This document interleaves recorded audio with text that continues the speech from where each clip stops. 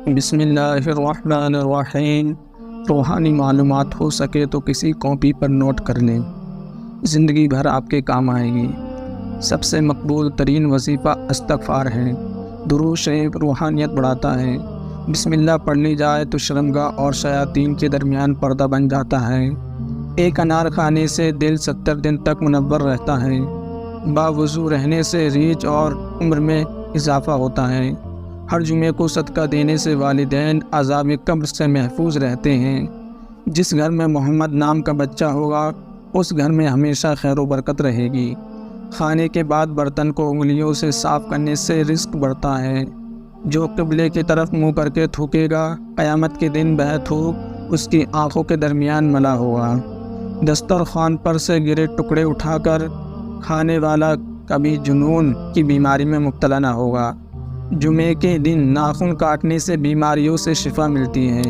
جو شخص نوح علیہ السلام پر 3 بار درود سلام بھیجے اس کو سانپ بچھو نہیں کاٹ سکتا۔ جنت میں ایک نہر ہے جس کا نام کوثر ہے۔ جو شخص اس کی آواز سننا چاہتا ہے اپنے دونوں کانوں میں انگلیاں ڈال کر سن لے۔ یہ حضرت عائشہ صدیقہ رضی اللہ تعالی عنہا کی روایت ہے۔ جیتون کی مالش بدن پر کرنے سے شیطان 40 دن تک دور بھاگتا ہے۔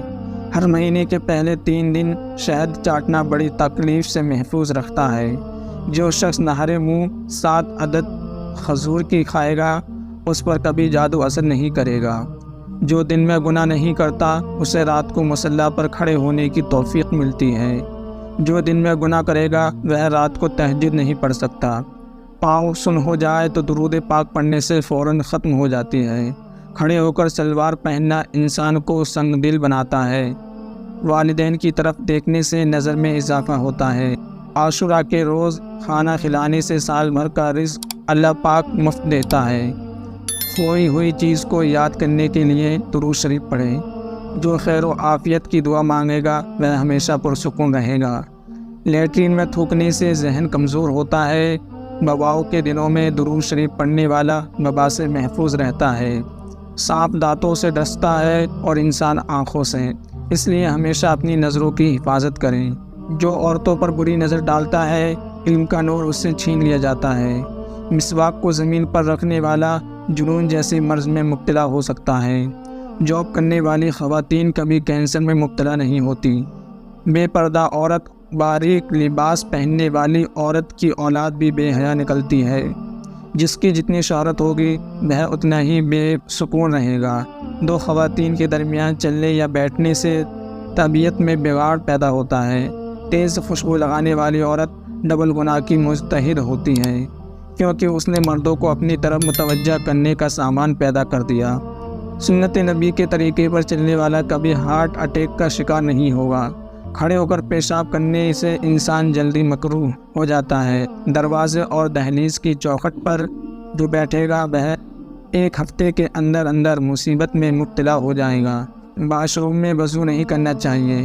بچوں کے مسوڑے اور دانتوں پر شہد مل دیا جائے تو بچے کے دانت آسانی سے نکلتے ہیں۔ جو کوئی سچے دل سے شہادت کی موت مانگے گا اللہ اسے شہادت کی موت ہی دے گا، چاہے وہ بستر پر ہی کیوں نہ ہو۔ جس گھر میں نیبو یا سفید مرغا ہوگا اس گھر میں جادو جنات نہیں رہتے۔ جس گھر میں کھجور ہوگی اس گھر میں کبھی کوئی بھوکا نہیں سوئے گا۔ رات کے وقت تہجد کے لیے آنکھ کھلتی ہو تو عشاء کی نماز کے بعد ہی 2 رکعت تہجد کی نیت سے پڑھ لیا کرو۔ ایک وقت آئے گا تہجد کے وقت خود بخود آنکھ کھل جائے گی۔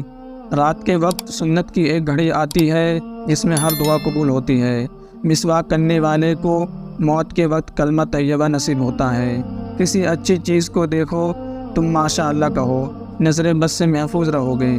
جو شخص قرآن پاک یاد کرنا چاہے وہ پہلے سورۃ یوسف یاد کرے، باقی قرآن جلدی یاد ہو جائے گا۔ وہ مومن کا ہتھیار ہے اور ہر وظیفے سے زیادہ میسر ہے۔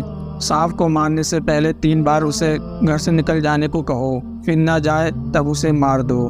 دوستو ویڈیو اچھی لگی تو لائک اور سبسکرائب کرنا نہ بھولیں۔ ملتے ہیں نیکسٹ ویڈیو میں۔ السلام علیکم۔